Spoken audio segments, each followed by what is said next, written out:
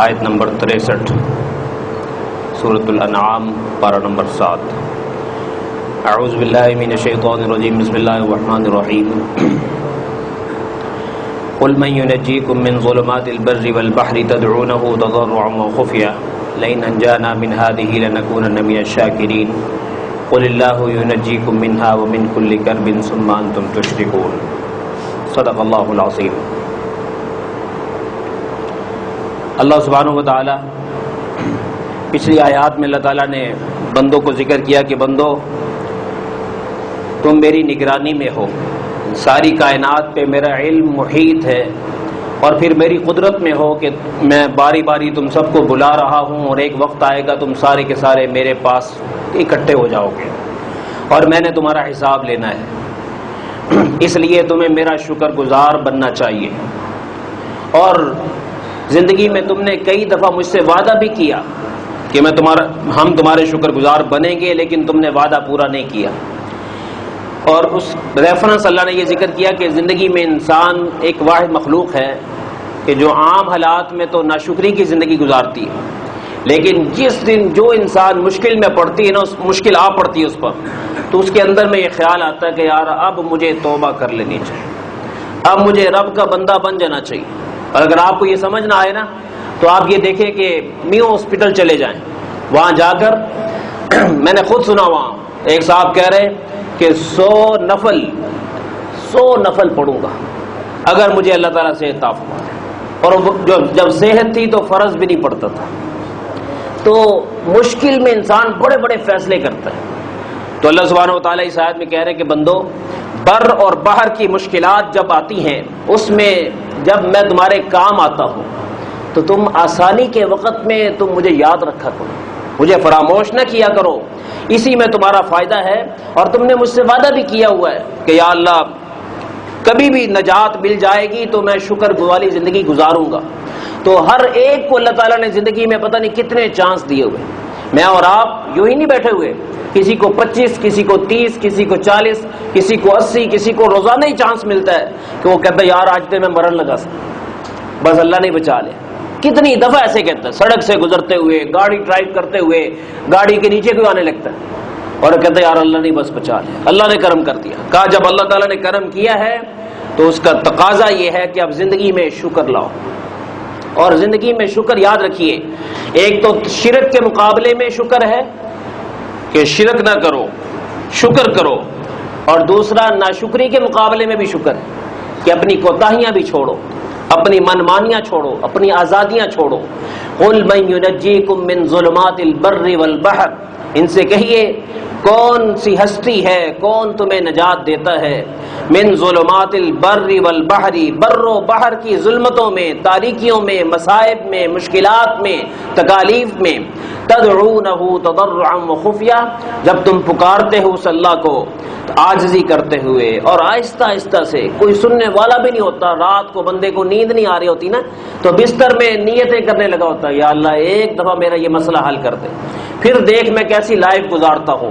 لئن انجانا من هذه لنكونن من الشاکرین، اگر اس آفت سے اس نے مجھے نجات دے دی تو ہم ضرور ضرور شکر کرنے والوں میں سے ہو جائیں گے۔ تو کہا اللہ کہتے ہیں قل اللہ ینجیکم منها، ان کو کہیے کہ تمہیں اعتراف ہے کہ اللہ ہی تمہیں نجات دیتا ہے اس سے، ومن کل کرب، ہر مشکل سے، ہر سختی سے اللہ تمہیں نجات دیتا ہے، ثم انتم تشرکون، پھر بھی تم اللہ کے ساتھ اوروں کو شریک ٹھہراتے ہو۔ مثلا شرک کیا ہے کہ اللہ خوش کرتے ہوئے اللہ کو بھی خوش کرنا ہے، اور جب کوئی خوشی کا موقع آئے تو کہتے ہیں یار ساری زندگی رب کو خوش کیا ہے، آج برادری کو خوش کر لوں۔ کہیں کہیں رب جتنی خوشی یعنی رب کے مقابلے میں برادری کو لے آتے ہیں، کہیں رب کے مقابلے میں اپنی شہوت کو لے آتے ہیں، کہیں رب کے مقابلے میں اپنے مزاج کو لے آتے ہیں، کہیں رب کے مقابلے میں اپنے مفادات کو لے آتے ہیں، کہیں رب کے مقابلے میں اپنی طبیعت کو لے لیتے ہیں، یار آج طبیعت دی سن لو۔ فرمایا یہ شرک نہ کرو، یہ شرک نہ کرو۔ قل هو القادر على ان يبعث عليكم، ٹھیک ہے ہم نے تمہیں بہت موقعوں پر بچایا بھی، نجات بھی دی بہت موقعوں پر، لیکن یہ نہ سمجھنا کہ اب ہم تمہیں دوبارہ پکڑ نہیں سکتے، اللہ کو پوری قدرت حاصل ہے، ان سے کہو کہ وہ قادر ہے اس بات پر علی ان یبعث علیکم، یہ کہ وہ اٹھائے تم پر، بھیجے تم پر، عذاباً عذاب، من فوقکم تمہارے اوپر سے، او من تحت ارجلکم یا تمہارے پاؤں کے نیچے سے، او یلبسکم شیعا یا تمہیں مختلف فرقے فرقے کر کے ٹکرا دے۔ یہ قرآن نے 3 شکل عذاب کی ذکر کی ہے۔ کیا؟ اوپر سے عذاب کیسے آ سکتا ہے؟ بارش آئے اور بند ہی نہ ہو۔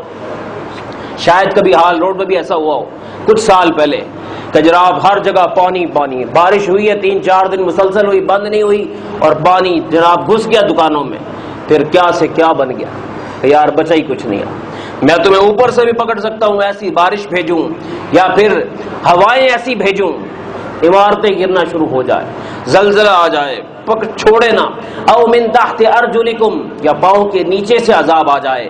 نیچے سے عذاب کئی شکلیں اس کی، زمین کا زلزلہ بھی اس میں شامل ہے، اور بھی شکلیں ہیں، اور علماء نے ایک اور معنی بھی کیا، اوپر سے عذاب کا مطلب کہ تمہارے اوپر جو حکمران مسلط کریں وہ اپنے فائدے کو تمہارے فائدے پر ترجیح دیں، وہ اپنے مفادات کے لیے سوچیں، عوام کے لیے سوچ نہیں چھوڑ دیں، ایسے مسلح حکمران مسلط کر دوں گا۔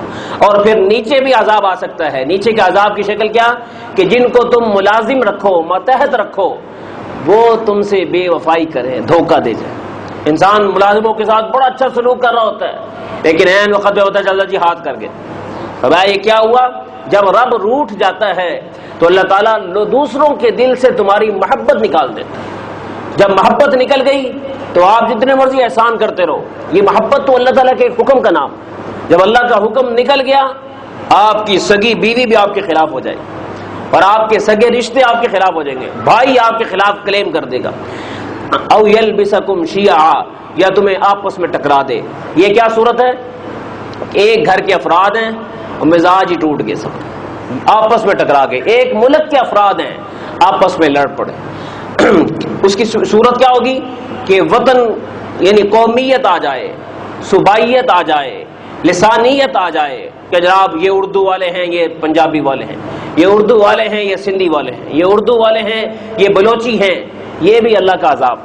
آج ہم دیکھیں نا، اچھا بھلا وہ ایک صوبہ تھا سرحد، چاہیے تو یہ تھا کہ پنجاب کا نام بھی بدل کر کوئی ایسا بناتے جو قومیت والا نہ ہوتا، لیکن اس کا نام بھی قومیت والا بناتے کہ پختونخوا بنا دیا۔ اور بھائی ان سب کے بدلتے اس کو تو ٹھیک تھا، چل رہا تھا، لیکن الٹا سب کو صوبائیت میں رنگ دیا۔ کیا ہے؟ ایک دوری پیدا ہو جاتی۔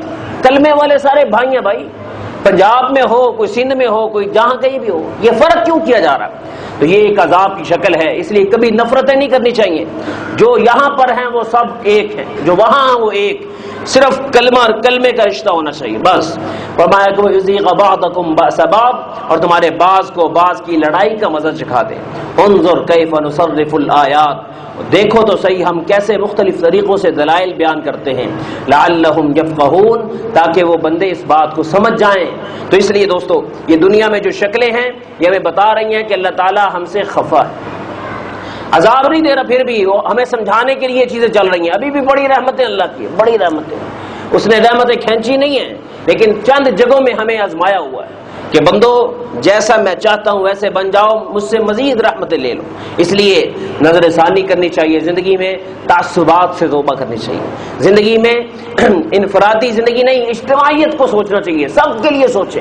جب بھی دعا مانگے پوری امت کے لیے مانگے، جب بھی مسائل کا حل مانگے پوری امت کے لیے مانگے۔ یاد رکھیے اپنی دعاؤں میں طاقت پیدا کرنی ہو تو حضور علیہ السلام کی امت کے لیے بھی دعا شامل کریں، دعا میں طاقت بڑھ جائے۔ اللہم اغفر لی، یا اللہ مجھے معاف کر دے۔ اب اس میں طاقت نہیں آئے گی، جب اس طاقت لانی ہو ولی امت محمد صلی اللہ علیہ وسلم، طاقت پیدا ہو گئی۔ اللہم ارحمنی، یا اللہ مجھ پر رحم کر، اتنی طاقت نہیں آئی، لیکن آپ نے طاقت ڈالنی ہو ولی امت محمد صلی اللہ علیہ وسلم، میرے حضور کی ساری امت پہ رحم کر دے، مجھ پر بھی رحم کر دے۔ اللہم فرج عنی، اے اللہ میرے مسائل حل کر دے، اتنی طاقت نہیں آئی، لیکن ولی امت محمد صلی اللہ علیہ وسلم، اور یا اللہ حضور کی ساری امت کے مسئلے حل کر دے۔ جب آپ پوری امت کو شامل کریں گے مسئلے حل ہو، آسانیاں ہوں گی۔